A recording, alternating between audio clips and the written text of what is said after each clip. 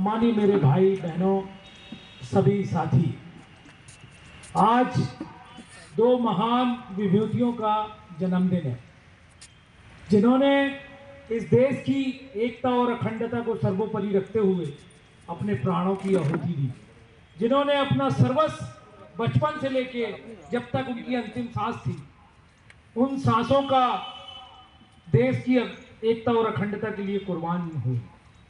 जैसे झांसी की रानी शुरू से ही बहुत बहादुर थी और बहुत वीर थी, वैसे ही श्रीमती इंदिरा गांधी भी बचपन में इन्होंने बच्चों के साथ 12 साल की जब थी तो इन्होंने बानर सेना बनाई थी। उस बानर सेना का काम ये था कि अंग्रेजों की हिटलर वाली जो सरकार थी वो बड़े जुल्म ढा रही थी स्वतंत्रता संग्राम सेनानियों पर, तो बच्चों पे कोई शक नहीं करता था। तो स्वतंत्रता संग्राम के सेनानियों का संदेश ये वीरांगना इंदिरा गांधी के और इनके साथी लेके जाते थे। और इंदिरा गांधी इसलिए भी वीर थी कि उनके पिताजी का तो ज्यादातर जीवन ही जेल में कटा, उनकी बुआएं जेल में रहीं, उनके फूफा, उनका पूरा परिवार जेल में ही रहा आज़ादी की लड़ाई में। उनके दादाजी भी कांग्रेस के अध्यक्ष थे और मेरे ख्याल से भारत में ऐसे परिवार बहुत ही कम होंगे जिन्होंने इतनी संपन्नता होते हुए भी राष्ट्र की आज़ादी के लिए अपना सब कुछ कुर्बान किया। वैसा परिवार है गांधी परिवार, जिसके वंशज हैं राहुल गांधी और प्रियंका गांधी, जैसी जल्ले चाचा बड़ी विस्तार से बता रहे थे। तो ऐसे परिवार के बारे में ये लोग कह रहे हैं, बुरी भली बातें कहते हैं। और एक आज़ादी तो हमने 1947 में प्राप्त कर ली थी, लेकिन वास्तविक लोकतंत्र की जो धरातल पे उतारा वो श्रीमती इंदिरा गांधी ने उतारा। एक नॉर्वे छोटा सा देश है लेकिन बड़ा संपन्न है, भावना की दृष्टि से भी दुनिया में नंबर 1 है। एक इंडेक्स है जो अमर्त्य सेन ने बनाया है, जिन्हें नोबेल पुरस्कार मिला। उसमें सिर्फ जो सड़कें बन जाए और ये रोडें ये सब डेवलप हो जाए, इससे देश के विकास नहीं मानता। उस देश में रहने वाले लोगों की मानसिकता क्या है, एक दूसरे के प्रति भाव क्या है, उसको विकास मानते हैं। उसमें नॉर्वे पहले नंबर पे है और हिंदुस्तान उसमें 140वें नंबर पे है। यानी एक आध दो और बचेंगे तो लास्ट में आ जाए। अपने यहाँ इतनी कटुता भर गई। हमें ये कांग्रेसी हैं हम और हम इनके विचार के वंशज हैं हम, तो हमें ये देखना चाहिए कि हमारे नेता चाहे गांधी जी हों, चाहे पंडित जवाहरलाल नेहरू हों, इंदिरा गांधी जी हों, सरदार वल्लभ भाई पटेल हों, लोकमान्य बाल गंगाधर तिलक हों, मदन मोहन मालवीय जी हों, सब ने देश की एकता और अखंडता के लिए काम किया और उसके लिए अपनी प्राणों की आहुति दे दी। अगर वो समझौतावादी होते देश की एकता और अखंडता से, तो कभी भी इंदिरा जी को गोली क्यों मारते हो?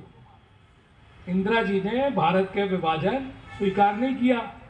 इंदिरा गांधी निर्णय लेने में बहुत तेज थी। इंदिरा गांधी एकमात्र ऐसी प्रधानमंत्री हैं जिनने सड़क में खड़े होकर अकेले प्रेस कॉन्फ्रेंस करके कहा कि हाँ, मैं बांग्लादेश को मान्यता देती हूँ। ऐसा साहस कोई करके दिखाए, दुनिया में अभी तक तो कोई नहीं हुआ। कोई राष्ट्रीय सम्मेलन था अमेरिका में और वहां पर उस समय तो अमेरिका और रूस की तूती बोलती थी, भारत के पास तो खाने को अनाज नहीं था और इंदिरा गांधी बिना निक्सन से मिले चली आई थी, जो बात आप लोग कोई कर रहे थे। इंदिरा गांधी के साहस की जितनी प्रशंसा की जाए उतना कम है। राजाओं को छेड़ना मुश्किल था क्या? एक और बात बताते हैं हम अपने नेताओं की, ये बात है कि चर्चा करना है, ये गोष्ठी चमन भाई यही खत्म ना हो जाए। आप बताओ, 575 करीब रियासतें थी दुनिया में। कहीं ऐसा इतिहास है एक एक इंच के लिए लोग 30-30 साल लड़ते हैं, कत्ले आम हो जाता है नाली और पानी के विवाद में। हमारे नेताओं को जो लोग एक गाली बक रहे हैं, दुनिया के इतिहास में कहीं ऐसा है क्या कि बिना उनके विश्वास पे सारे अधिकार हमारे नेहरू और गांधी को के नेतृत्व में सौंप के इतना बड़ा अखंड भारत बनाया? किसकी ताकत है बताओ? कहीं ऐसा हुआ है क्या? लोग कहते ये गलती वो गलती ये गलती, कुछ लोग रह गए थे तो वो बाद में आ गए। तो हमारे नेताओं की लोकप्रियता इसलिए थी कि वो जो कहते थे मन की बात वो लोग करते थे ओरिजिनल, वो नकली मन की बात नहीं करते थे वो जनता के मन की बात करते थे।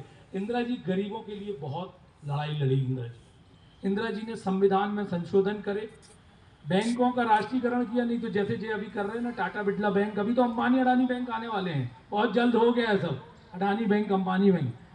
इन लोग जो कर रहे हैं सारे 1947 के पहले की चीज़ें कर रहे हैं।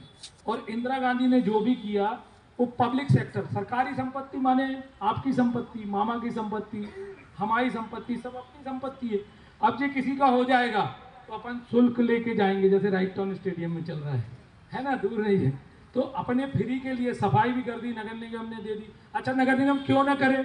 नगर निगम किसके पैसे से चल रहा है? किसी के बाप के पैसे से चल रहा है क्या? हमारे टैक्स के पैसे से चल रहा है। हम तो ये पूछना चाहते हैं कि जो पैसा राइट टाउन स्टेडियम में लगा रहे थे वो पैसा कहाँ से आ रहा है? क्या अडानी जी के घर से आ रहा है क्या? तो हम शुल्क काय का दें? बताइए ना, हम शुल्क इधर बैठने का काय को दें? हमारे टैक्स के पैसे से हो रहा है। हम कितना टैक्स दें? हम इनकम टैक्स दे रहे हैं, हम हर वस्तु पे टैक्स दे रहे हैं। जीएसटी तो चलो ठीक है, दे ही दे रहे हैं, वो तो जीएसटी क्या है, गब्बर सिंह टैक्स है वो। आप हर चीज में हमें टैक्स लगा रहे और बड़े बड़े टैक्स लगा रहे, तो अब हम कहाँ जाए? हम हर चीज का शुल्क दें? सड़क पे निकलने का टैक्स दे रहे, जबकि गाड़ी में, डीजल में वो सब टैक्स दे रहे। देखिए, वो सरकार निकम्मी होती है। सरकार हमसे टैक्स क्यों लेती है? हमसे टैक्स लेती है मौलिक सुविधाओं के लिए। हेल्थ पे तो हेल्थ प्राइवेट हो गया, जहां जाते हैं अस्पताल करंट मार रहे। स्कूल शिक्षा पे, स्कूल पे टैक्स लग रहा हमें, न शिक्षा फ्री दे रहे आप, न स्वास्थ्य फ्री दे रहे। बताइए ना, सड़क फ्री नहीं दे रहे आप, अब हमें घूमने का भी, वायु पे भी टैक्स लगा रहे हैं। तो भैया ये सरकारें, इंदिरा गांधी, दो विचारधारा है। एक विचारधारा विकेंद्रीकरण की विचारधारा जो आप सबके लिए बनी है, और एक विचारधारा केंद्रीकरण की विचारधारा है। एक विचारधारा राहुल गांधी की विचारधारा है और दूसरी विचारधारा नरेंद्र मोदी की विचारधारा है।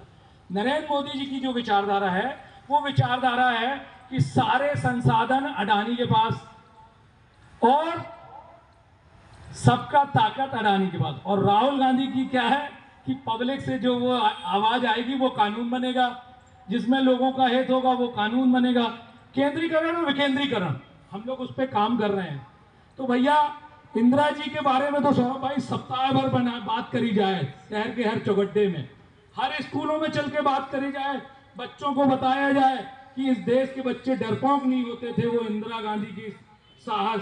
क्योंकि 12 साल का बच्चा पर्चे बांटेगा और वो भी गोली, उस समय तो गोली मार देते थे। तो इंदिरा गांधी कितनी साहसी थी, उसकी साहस की कल्पना भी नहीं कर सकते अपन। और एक इतने संपन्न घर की बिटिया, इतना संपन्न नेहरू परिवार, जिसने 200 करोड़ में 198 करोड़ रुपया देश को दे दिया।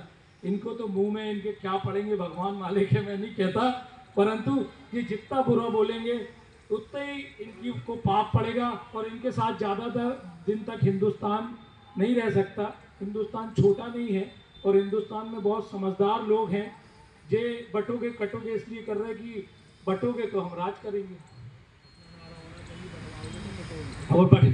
और हमारे गांधी जी ने क्या किया?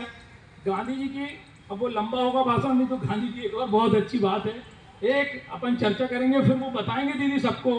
1929 में एक अमेरिकन पत्रकार ने अमेरिकन एक्सप्रेस में लिखा था कि हिंदुस्तान आज़ाद हो गया गांधी के एक आंदोलन से।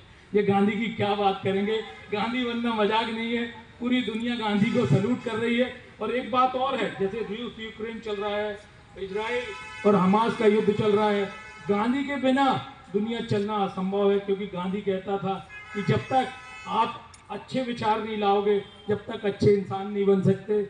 आपने हमें बोलने का मौका दिया, बोलने के लिए बहुत कुछ है।